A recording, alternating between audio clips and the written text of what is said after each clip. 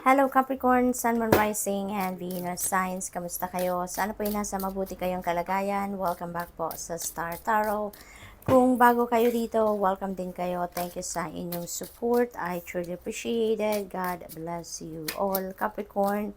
Paunang mensahe po ninyo ngayon ay firecracker. So there is excitement na mararamdaman kayo sa ngayon. Excited dahil siguro meron kayong mga gustong mangyari na talagang nangyayari na or nangyari sa ngayon, or there could be announcement, okasyon, no? So maaaring may mga ganong ganap dito for some of you. We have wind chimes, peace and harmony, yan, coming your way. So definitely, ang iba sa inyo dito is going to receive that serenity. There is tranquility, no, na maaring hinahanap ninyo at yan ay parating na, no? Yan ay mararanasan niya na. We have energy of door. Opportunities are waiting for you, Capricorn. So, there are various opportunities. We don't know, no, kung ano to opportunities kasi nakasara pa si door. So, most likely, ang mga oportunidad na to ay maaaring related sa travel, related sa relationship, sa pamilya, sa mga anak ninyo kung meron kayong mga anak. So, it could be in any area of life, no? But, it is waiting for you to discover, no? To be discovered, yung ganon. So, we have in energy of bat. Yan, take care. Enemies are working against you. You know why? Kasi parang nasa maganda kayong posisyon ngayon sa buhay ninyo. Nasa magandang estado kayo sa buhay ninyo. Kaya may mga taong hindi natutuwa sa inyo. Merong mga taong hindi nagugustuhan ng mga magagandang nangyayari sa buhay ninyo. No? Mga inggitera, mga ganon. So, what else? We have February. And February has passed already. So, maybe this is February in 2025. No? So, maaaring meron kayong maybe yung excitement na to. No? Kung ano man ang exciting event na maaaring mangyari sa inyo sa ngayon, maybe that has a great impact siguro sa buwan ng February ninyo, no? Next year. Siguro meron kayong mga plano sa ngayon, or maybe out of that excitement event na yan, maaaring magkaroon kayo ng plano na pwedeng mag-come to fruition sometime in February, or maaaring meron kayong gagawin ditong mga proyekto or endeavor na magpipeak, no? Around February next year. We have lobster, financial pinch, and this is a warning for you, Capricorn. Pagdating naman sa inyong kaperahan, you need to be careful, no, of your spending. Make sure na namomonitor ninyo ang in and out of your money. Importante din na kikita ninyo, no, kung magkano pumapasok at magkano ang lumalabas na pera dito, para nang sa gayon makita ninyo, makapag-budget kayo ng mas maayos, okay? We have pain, time to get out of a situation. No, if this message resonates with you, alam niyo kung anong sitwasyon ito na parang gusto niyo nang lumabas, gusto niyo nang umalis, gusto mo nang tuldukan ng kung ano man ang sitwasyon na to, pero hindi pa ninyo nagagawa or hindi pa ninyo ginagawa, no? But you know pretty much kung ano tong sitwasyon na to for sure, okay? So, what else for Capricorn? We have bird perched. Ayan, waiting for news, package, and letter. Ayan. So, ang iba sa inyo dito, siguro naghihintay ng balita, naghihintay ng package, naghihintay ng sulat, no? Dito, and that could be regarding anything, no? Maaring regarding opportunities yan na siguro may in-applyan kayong trabaho, in-applyan kayong mga visa, something like that. No, at maaring ito na, no, parating na ang mga papeles na hinihintay ninyo, travel documents. Siguro go signal, no? Maaring naghihintay na lang kayo ng update sa mga in-applyan ninyo, posibleng ganon. We have clubs, someone will try to make you do something against your will. So, use your own judgment and discernment dito in that situation. Tignan ninyo kung ano yung mga kaganapan dito sa buhay ninyo, okay? Tignan ninyo kung papaano ninyo i-handle yan, depende sa inyong paninindigan, depende sa inyong sitwasyon, okay? We have energy of the egg, success assured with good plans and hard work. Ayan, so yung tagumpay, no, yung tagumpay makakamit ninyo, yung tagumpay makukuha ninyo provided, no, that you have good plans, no, pinagplanuhan, pinaghandaan, and couple that with hard work, okay? And for sure, magiging maayos ang lahat, magiging matagumpay ang kung ano man ang inyong binabalak, kapag talagang pinaghandaan, no, pinagplanuhan, at pagsipagan. We have energy of the crib, yan, there is a birth or conception of a child or enterprise. So, ang iba sa inyo siguro ngayon, manganganak, buntes, or siguro, kung hindi man kayo, yan baka yung person ninyo, or someone, no, close to your heart, kamag-anak ninyo, kaibigan, maaring ganon. Posible din na meron kayong papasukin bagong negosyo, bagong venture, maaring meron kayong bagong ideas, proyekto, yung mga ganon, na sisimulan sa ngayon, Capricorn. Changes in your life. Ayan, maraming pagbabago, no? There's new beginning energy dito, at saka dito sa changes. So, pag meron talagang magbabago, for sure, meron kayong iiwanan. Meron kayong isasarang pinto. Merong chapter sa buhay ninyo na matatapos na. That's why you are heading towards a new beginning. And therefore, there are changes, no, na mangyayari. So, what else? We have forces working against you. Kasama yan ni Bat energy, no? Maybe talaga maraming mga taong nagpaplano dito na i-intimidatein kayo, nagpaplano na i-take down kayo sa posisyon ninyo, something like that. No, kasi nga out of inggit, out of envy, 'di ba? May mga taong gano'n na nakakapag-isip ng hindi maganda towards other people out of inggit. So, good luck, Capricorn, and that's all I have for you for today. Thank you for watching. Love and light. Namaste.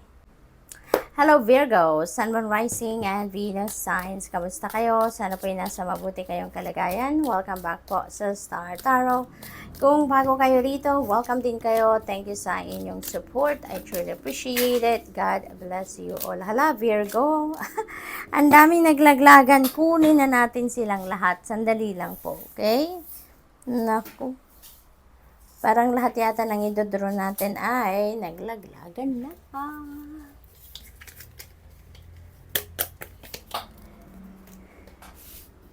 Alrighty, so, yan, nagpaiwan din siya. So, kunin din natin siya. Okay, Virgo, ito yung unang lumabas. We have the energy of the tulip, great passion. Ayan, so this could be passion doon sa mga ninyo. Passion ninyo sa trabaho, passion ninyo sa kung ano yung mga hobbies ninyo, yung mga gano'n, yung mga interests ninyo, kumbaga.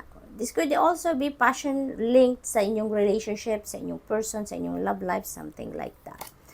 We have diamond, you are receiving or giving a precious gift. Ayan. So, it's either kayo yung tatanggap ng isang importanteng regalo, mahalagang regalo dito, or kayo yung magbibigay, no, ng regalo dito. Isang precious gift, no, ang maaaring ibigay ninyo. So, what else? We have bowl, plenty of material things. Napakasagana ninyo sa ngayon, Virgo. Napakaraming material na bagay, pera, ang pupunta or dadating sa inyo, Virgo. So, congrats. We have mais, discord among friends or family. So, siguro meron dito mga other family members na magkakaroon kayo ng discord, magkakaroon kayo ng mapuputol na connection, kumbaga, with them. Or kaibigan, siguro may hindi kayo pagkakaintindihan with them, no? We have dogs, getting together with friends. Ayan, merong pagkikipagkita kayo dito sa mga kaibigan. Maaring long lost friends ninyo to, nagkita kayong muli. Kaya maaring mag-set kayo ng panibagong activity, panibagong meeting, yung ganon, para makapag-get together kayo. So, enjoy ninyo yan. We have target, goal-oriented person. This could be you, Virgo. This could be a reminder for you na Virgo, make sure that you are focused sa kung ano man yung mga bagay-bagay na pinagkakabalahan ninyo or kung ano yung gusto ninyong pagkabalahan. It's because alalahanin ninyo na you are a goal-oriented person. So, make sure na laser-focused kayo sa kung ano man ang inyong mga ginagawa or gagawin. Okay? Energy of the butterfly, a change for the better. This is really beautiful. This is good news, no? Because there is a change for the better. Merong mga pagbabago magaganap sa buhay ninyo na ikakabuti ninyo, ikakaganda ng inyong sitwasyon. Okay? We have energy of the bow. You are highly thought of. Ayan. So, meron nakakaalala sa inyo or merong nag-aalala sa inyo. Yung gano'n. So, maybe this person is reminiscing kung ano man yung mga magaganda ninyong pinagsamahan or magaganda ninyong mga remarkable activities ninyo or remarkable memories ninyo when you were together, no? So, maaring ito yung naaalala ng taong ito. Kaya lagi kayong nasa isip niya, yung ganon. So, take care or there will be a loss of material wealth. Okay? So, be careful of your spending. Make sure na minomonitor ninyo ang in and out of your money. Yung budget ninyo, something like that. Okay? Otherwise, baka magulat na kayo. Naku, ubos na pala ang pera ko. Okay? So, be careful of your spending. No? Maging tawag dito, yung pagmo-monitor ninyo, maging masipag kayo sa pagmo-monitor ng iyong spending, mag-budget kayo, yung gano'n. Okay? So, we have vacation, energy of the kite. Ang iba sa inyo dito is embarking on a vacation. Okay, Virgo? So, maybe, ang iba sa inyo dito, papunta na sa pagbabakasyon. Matagal na sigurong nakabook ito, na planong biyahe, maaring ganon. Or, this could also be a staycation, yung sa bahay lang. Maaring magpapahinga lang kayo, mag-take a breather lang kayo from what are you, ano yan, yung pinagkakaabalahan ninyo or pinagpupukusan ninyo, no? You're just going to take a break from that. Marriage, ang iba sa inyo dito ikakasal na, no? Magpapakasal, posible din na kung hindi man kayo ikakasal or magpapakasal, maaaring kayo ay maimbitahan sa isang kasalan, maaaring ganon din ang sitwasyon. What else? We have facts, ayan, shrewdness and resourcefulness, especially in business. Kung ito yung kung isa kayong negosyante, no? Maaring ito yung missing piece ninyo, yung pagiging shrewd at pagiging resourceful, no? So, maaring ito din ang advice sa inyo na ngayon, ito yung kailangan ninyong gawin para mas lalo kayong magtagumpay, okay? We have firecracker, there is an excitement, no, na mararamdaman kayo. Exciting event coming your way, kaya siguro talagang magiging excited kayo. High vibe kayo around this time. So, congrats. That's all I have for you for today. Thank you for watching. Love and light. Namaste. Hello, Taurus, Sun, Moon, Rising, and Venus signs. Kamusta kayo? Sana po ay nasa mabuti kayong kalagayan. Welcome back po sa Star Tarot. Kung bago kayo rito, welcome din kayo. Thank you sa inyong support. I truly appreciate it. God bless you all. Okay, paunang mensahe po ninyo, ito na yung lumipad. We have the energy of the feather. Someone you know is undependable and insincere. Maaring madiskubre ninyo ito ngayon, ano? Kung sino man ito, this could be someone na close sa'yo. This could be kaibigan or yung person ninyo. This could be anyone, ano, sa buhay ninyo na madidiskubre ninyo na siya pala ay hindi naman mapagkakatiwalaan, hindi naman sincero, hindi naman totoo sa inyo, no? Kumbaga parang double-faced, no? Iba yung pinapakita sa inyo pero pag tumalikod pala siya or pag tumalikod ka pala ay iba yung tingin niya sa iyo, iba yung trato niya sa iyo, yung gano'n.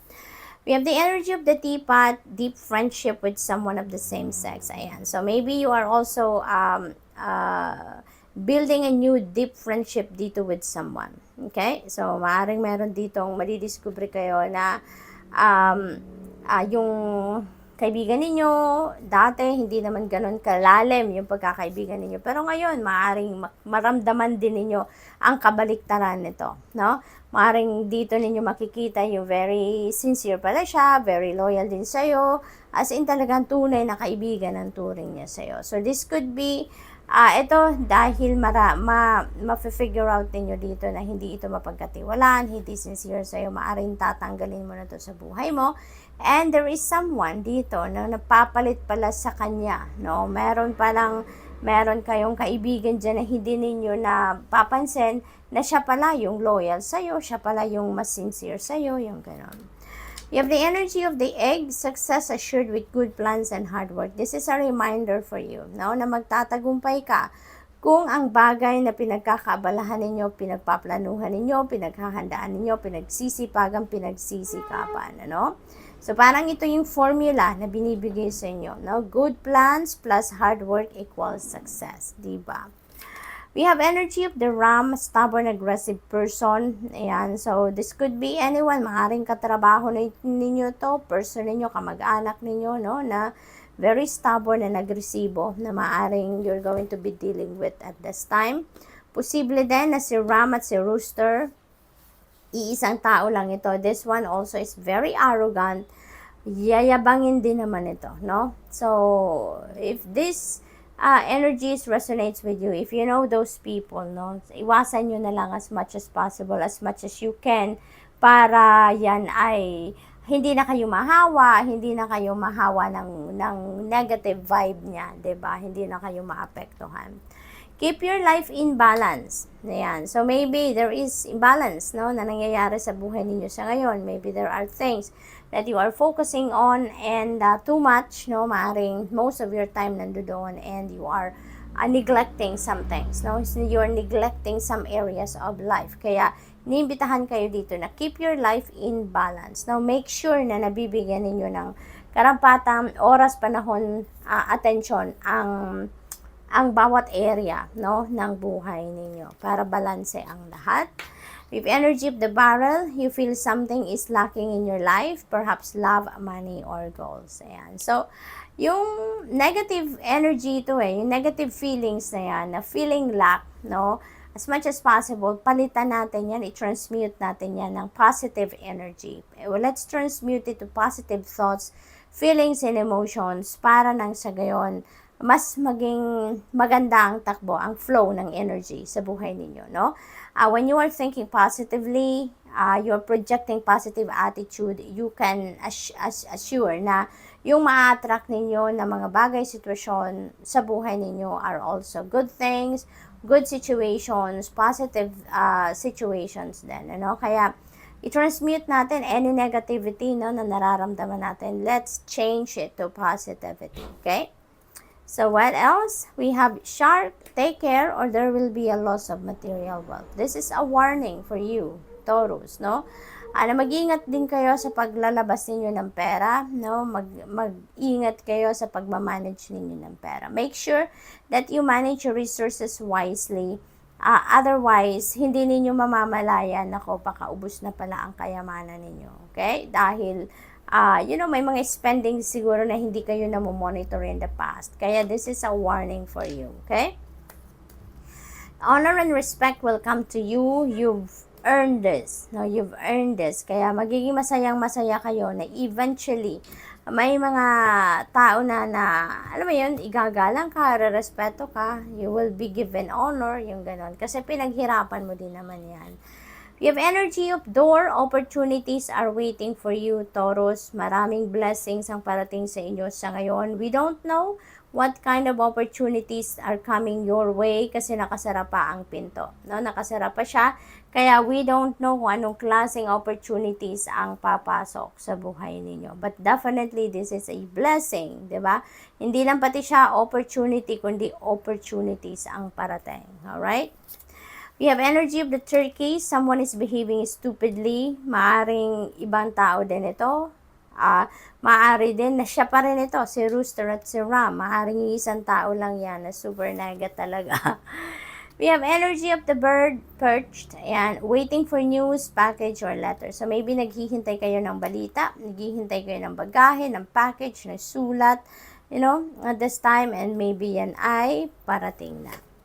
You have energy of the camel, persevere and you will overcome problems. Ayan. So, parang ang dami-daming words of wisdom dito na binibigay sa inyo ang universe, no? Daming reminder. So, ito, mag-continue lang kayo magsikap, magtiyaga, no? At pasasamba at ma-overcome nyo din ang mga problema. Always remember na hindi tayo dapat nagpapatalo sa problema, sa mga obstacles, sa mga challenges sa buhay because that is just a part of life. Normal yan, di ba? Normal yan sa atin, parte yan ng buhay natin na problema, yan ay nakakatulong din in a way, di ba? Na mas maging matatag, mas matuto tayo sa buhay. It gives us learnings and lessons and wisdom sa buhay. Kaya, Continue on to persevere, continue on to fight. Just hang in there kung meron man mga problema dumadating. Pasasaan ba at malalagpasan nyo din yan. Okay? So, Taurus, that's all I have for you for today. Thank you for watching. Love and light. Namaste.